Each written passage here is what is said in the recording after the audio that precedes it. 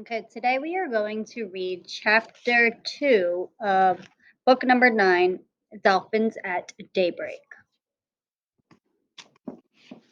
This chapter is called The Reef.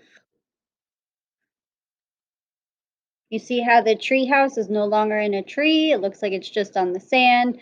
We see some seagulls. A breeze blew through the window. Seagulls cried. Waves lapped the shore. Annie picked up the riddle scroll. She unrolled it. Together, she and Jack read the riddle. Remember the scroll we made yesterday? Rough and gray as rock.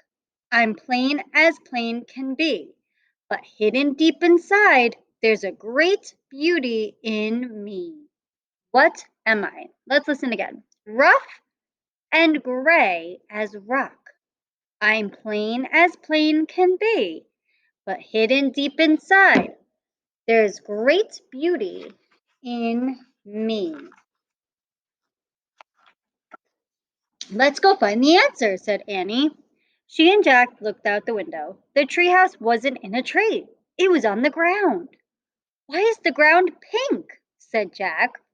I don't know, said Annie, but I'm going out there. I'm going to do a little research first, said Jack.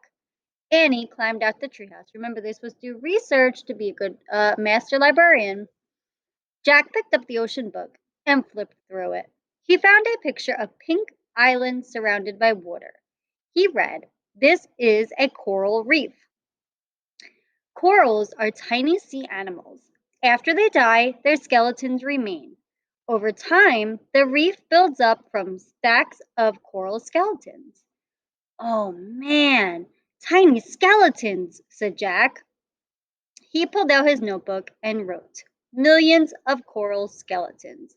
We are going to make coral reefs today, and we are going to make seagulls that were flying around all around the sand and the treehouse. Jack, come look at this, cried Annie. What is it? I don't know, but you'll love it, she said. Jack threw his notebook and the ocean book into his backpack. He climbed out the window. Is it the answer to the riddle? He called. I don't think so. It doesn't look very plain, said Annie. She was standing at the edge of the water. Beside her was a strange looking machine. Jack hurried over the bumpy coral to get a better look. The machine was half on the reef and half in the clear blue water. It looked like a huge white bubble with a big window. Is it a special kind of boat? Asked Annie. Jack found a picture of the machine in the ocean book. He read, "Scientists who study the ocean are called oceanographers. Sometimes they travel in small diving vessels called submersibles or mini subs to study the ocean floor." It's a mini sub, said Jack. He pulled out his notebook. Let's get inside it, said Annie. No, said Jack. Actually, he did want to see what the sub looked like inside, but he shook his head. We can't. It's not ours. Just a teeny peek, said Annie. It might help us figure out the riddle. Jack sighed. Okay, but we have to be careful. Don't touch anything, he said. Don't worry, said Annie, and take off your shoes so they won't get wet, said Jack. He and Annie slipped off their shoes and socks and threw them toward the treehouse. Then they stepped carefully over the sharp coral. Annie turned the handle on the hatch of the mini sub. It opened. She and Jack climbed inside. The hatch slammed shut. The mini sub was tiny. Two seats faced the big window. In front of the seats was a computer built in a control panel. Annie sat down. Wow, look how cool that is. It's like a mini submarine. Jack opened the ocean book and read more on the mini sub page. Mini subs have strong hulls to keep air in and protect those aboard from water pressure. Computers are used to guide the mini sub through the ocean. Oops, said Annie. What's wrong? Jack looked up. Annie was waving her hands in front of the computer.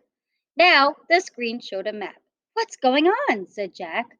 I just pressed a few keys, said Annie. What? I said not to touch anything, said Jack. An air blower came on. The mini sub jerked backward. Get out, said Jack. He and Annie scrambled over the hatch. Jack grabbed the handle, but they were too late. The mini sub slid off the reef. Then it dove silently down into the deep.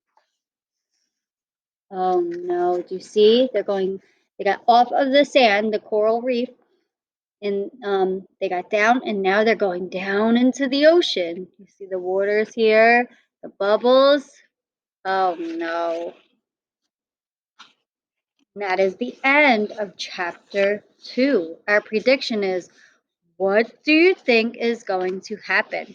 Do you think they are going to be stuck under the water, or do you think that they will be saved? So, my prediction is that they are actually going to find the answer to the riddle when they're down in the water. So, they will find the answer to the riddle. Okay? So let's write that down.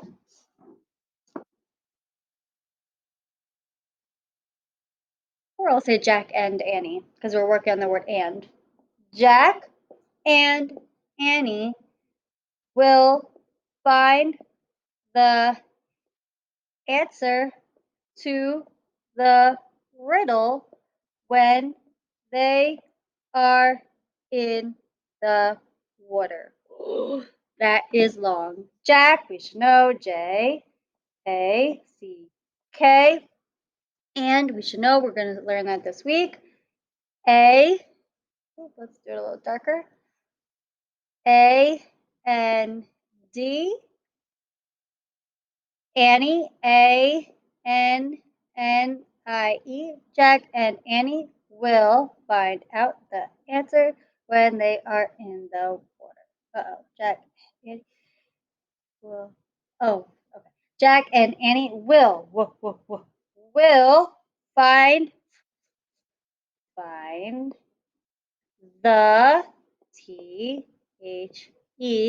answer answer to the we should know riddle are when they are in the water. When W they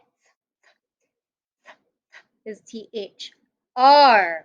You just said R. In the we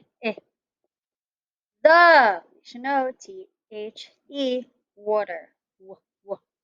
Jack and Annie will find the answer when they are. Oh, Jack and Annie will find the answer to the riddle when they are in the water. That's why we have to keep saying it so we remember what we were trying to write, okay? So you guys are going to write your prediction, draw your picture, and we are also going to make coral reefs, and we are going to make seagulls. Okay, have fun.